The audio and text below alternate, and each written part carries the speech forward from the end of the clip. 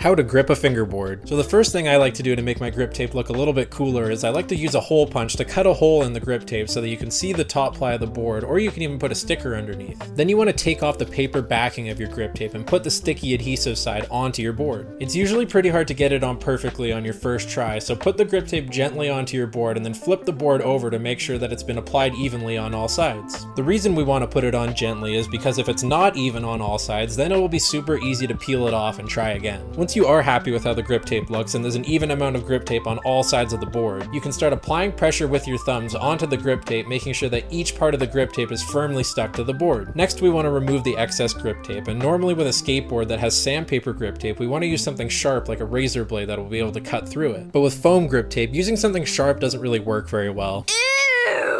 What we want to do instead is shave down the grip tape until we can actually see the edge of the board. A lot of people like to use a nail file to shave down the grip tape, but you can really use anything that has a flat edge, like a pair of scissors. You also want to make sure that you're shaving down the grip tape at a 45-degree angle, because if you're shaving down the grip tape at too steep of an angle, then you're not going to shave off enough of the grip tape. But if you use too flat of an angle, then you'll shave off too much of the grip tape. Then you want to work your way around the board until you can see the entire edge of the board. Then you want to peel off the excess grip tape and use your thumb to rub along the edge of the board to get off any extra bits that might be hanging on. The next thing you want to do is flip the board over so that we can start poking holes into the grip tape from the opposite side. To do this, you can use a staple, a thumbtack, or even one of the screws from your trucks. Now when you flip your board back over to the grip tape side, you'll actually be able to see where the holes are for the screws. And then all that's left to do is to screw on your trucks and start using your board. So if you were like FB Christopher and you almost quit fingerboarding because you were so bad at gripping boards. I'm a skater, so like I use a razor, you know what I mean? Yeah. Ruin that piece of tape, right? I'm standing there in my kitchen like, why is this not cutting? It's sticking to the razor, and it was just awkward. It was like missing tape here, and it was the worst grip job ever on a fingerboard. That alone was enough to be like, I'm not gonna do this. Or you were like me and you got constantly made fun of because you tried to cut your grip tape with scissors. What the hell?